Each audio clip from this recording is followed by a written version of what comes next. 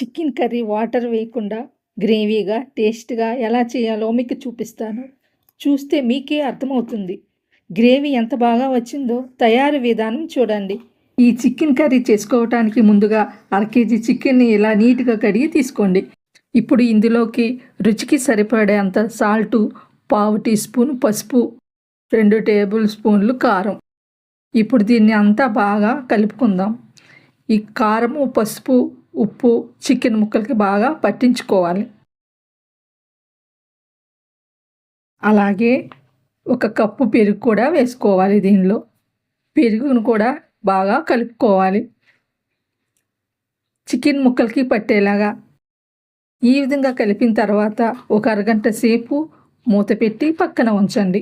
ఇప్పుడు చిన్న కప్పు కొబ్బరి ముక్కలు మిక్సీ పట్టుకొని పక్కన పెట్టుకోవాలి. అలాగే 1 ఉల్లిపాయను కూడా మిక్సీ పట్టుకోవాలి.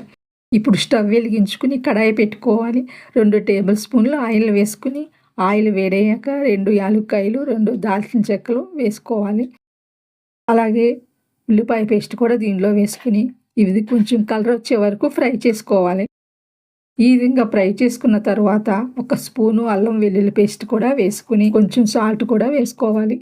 వేసుకుని ఇదంతా ఒకసారి పూర్తిగా కలుపుకోవాలి. ఇది కొంచెం కలర్ వచ్చే వరకు వేయించుకోండి. ఆయిల్ అనేది పైకి తేలుతుంది. ఇప్పుడు మనం చికెన్ కూడా దీనిలో వేసేసుకుందాం. చికెన్ వేసినా కూడా అంతా ఒకసారి బాగా కలుపుకుందాము.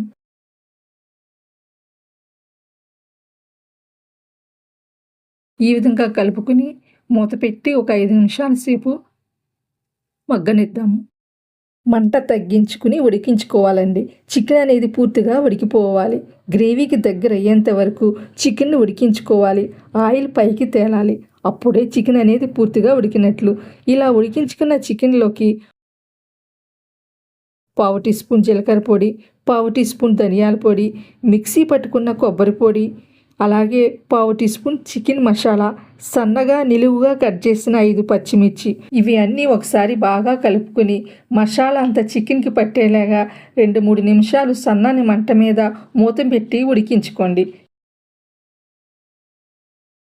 చివరిగా కొత్తిమీర వేసుకోండి. చూడండి, వాటర్ వేయకుండానే గ్రేవీ ఎంత బాగా వచ్చిందో చూస్తుంటేనే తెలిసిపోతుంది ఎంత రుచిగా ఉంటుందో. మీరు కూడా ఈ విధంగా ఒకసారి ట్రై చేసి ఎలా వచ్చిందో కామెంట్ చేయండి, లైక్ చేయండి.